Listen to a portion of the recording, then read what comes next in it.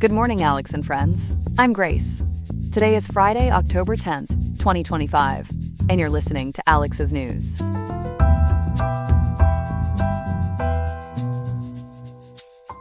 The high in Riverside today is 81.2 degrees with a low of 64.7, so expect a pleasant fall day with mild evenings ahead. Coming up, we'll examine the factors leading Israel to greenlight a ceasefire in Gaza after more than 2 years of intense conflict, and break down how the lingering effects of Tropical Storm Priscilla are raising alarms about potential flooding across the Southwest. We'll also cover other key developments from around the world and closer to home. All this and more on Alex's News. Stay tuned.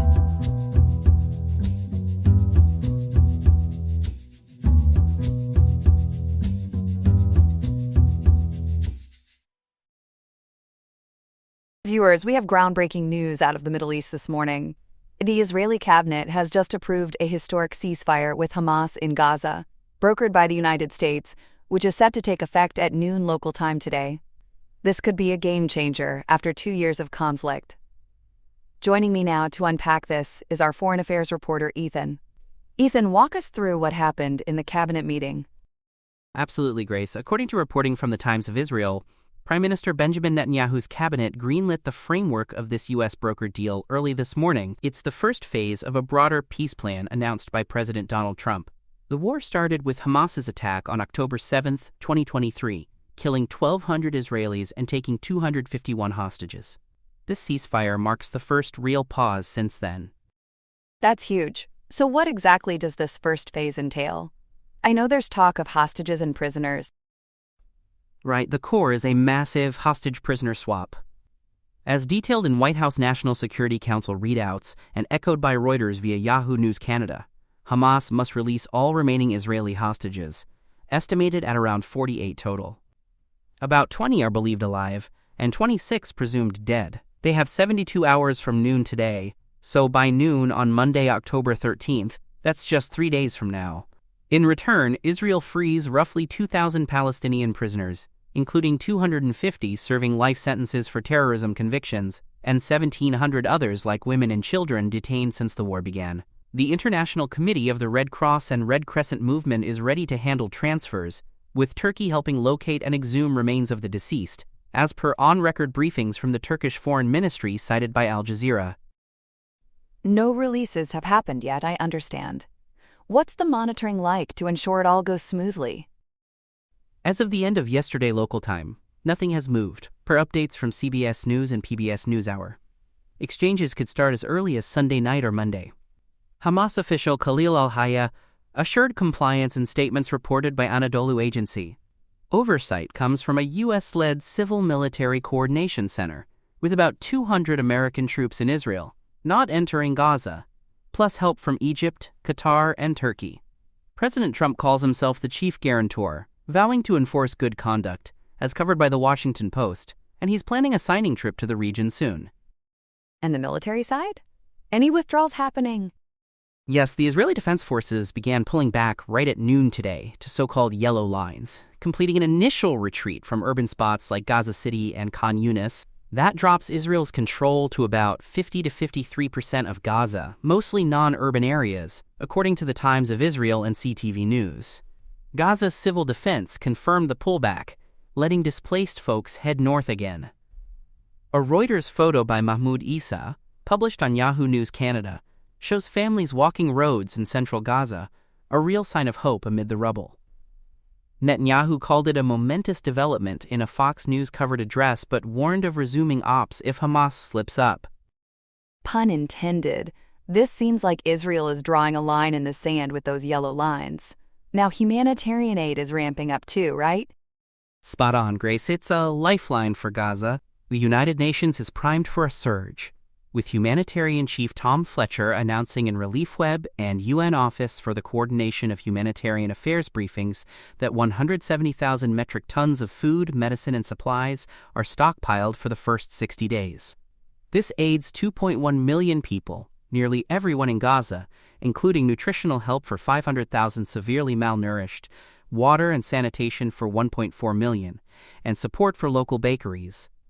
UNICEF spokesperson Ricardo Pires, in a Reuters report on Yahoo News Canada, urges full reopening of border crossings, warning of a massive spike in child deaths from weakened immune systems.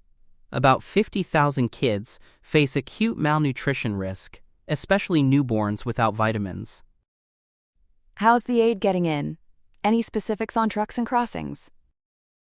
Implementation kicked off today, with 5 crossings like Rafah with Egypt, Kerem Shalom, Erez/Beit Hanun, and Salah al-Din reopening. Israel pledges 600 aid trucks daily. The Egyptian Red Crescent confirmed 153 trucks en route via Rafah today, per Middle East Monitor. An Israeli source told The Hindu the full 600 carrying food, meds, shelter, fuel, and gas will roll in soon from UN groups, NGOs, and donors. Convoys move freely north-south under the UN's 2720 mechanism for safe delivery. But OSHA briefings cited by PBS say today's entries fell short, focusing on PrEP. All this against such a heartbreaking toll. Can you give us the latest numbers?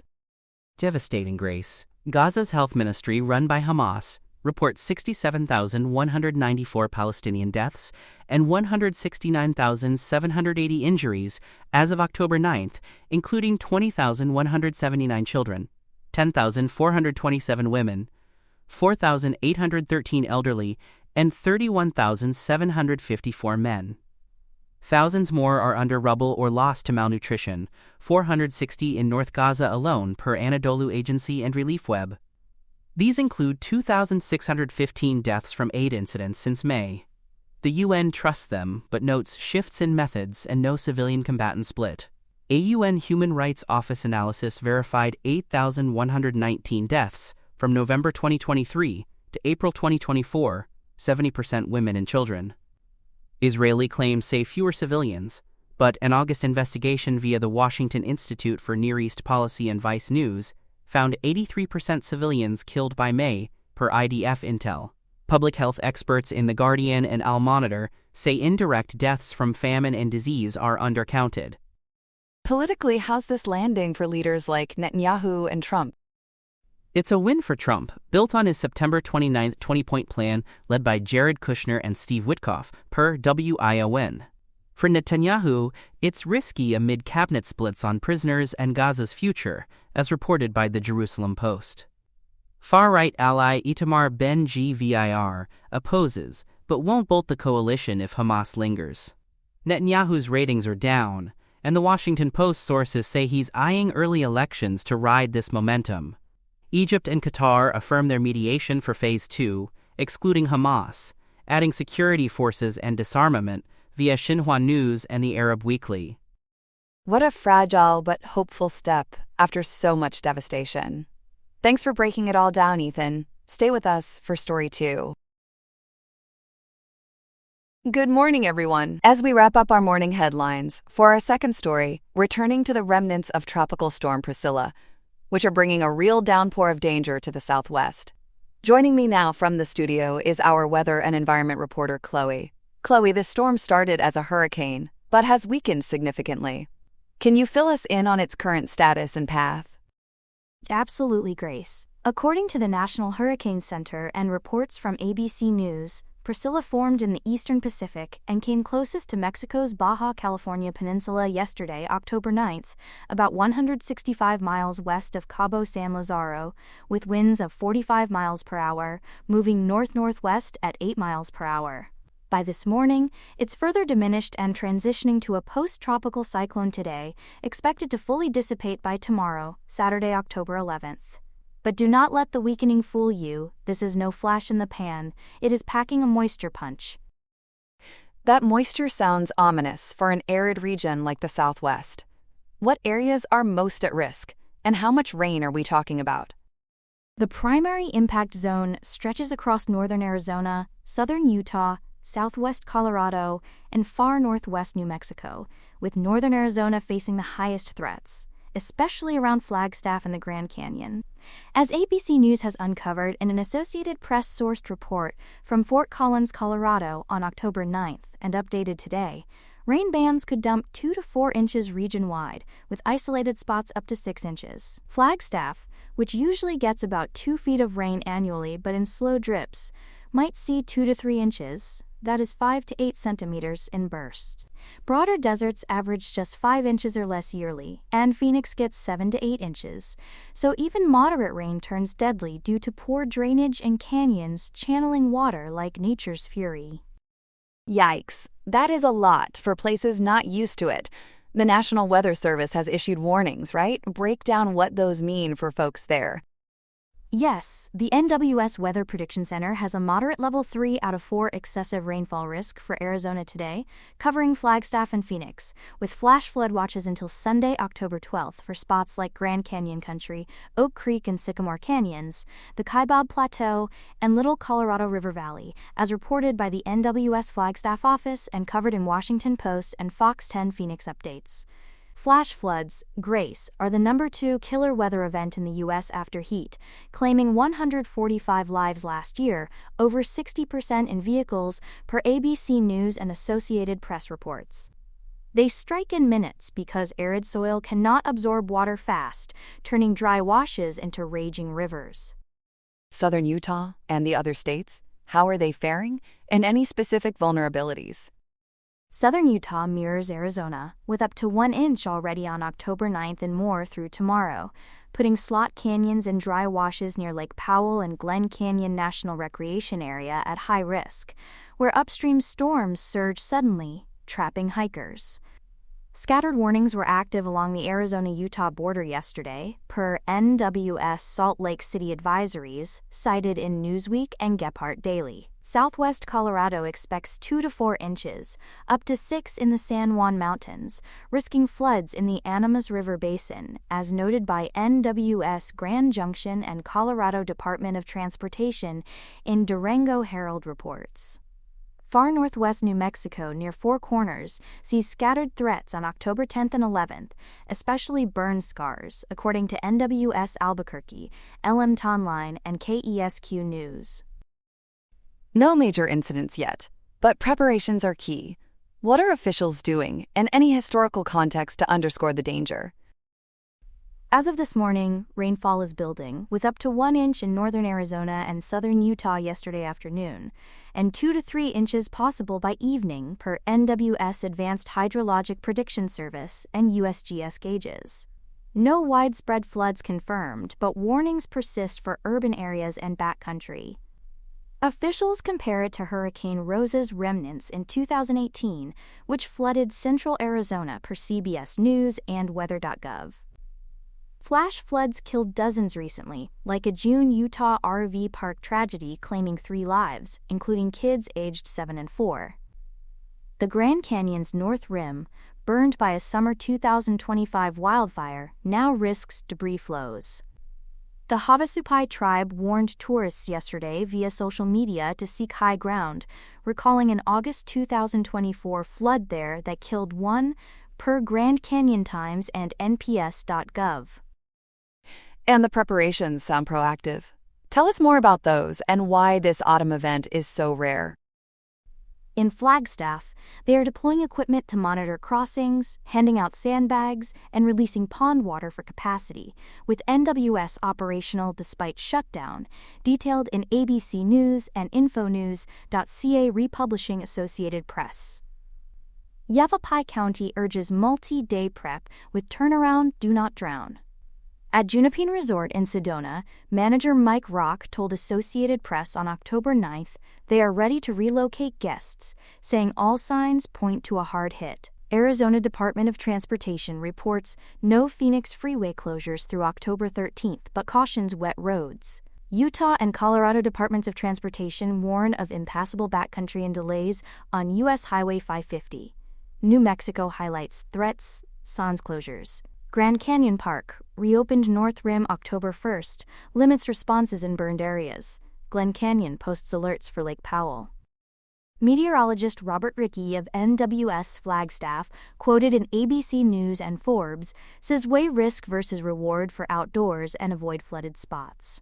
These autumn remnants hit once yearly outside monsoon season, but are rare and deadly due to dryness. NOAA and Arizona State University data show eastern Pacific cyclones affect the Southwest 3 to 6 times per decade, causing floods every 2 years. Past whoppers like Hurricane Hilary in 2023 flooded Death Valley with over 2 inches in 24 hours and $25 million in Nevada damage.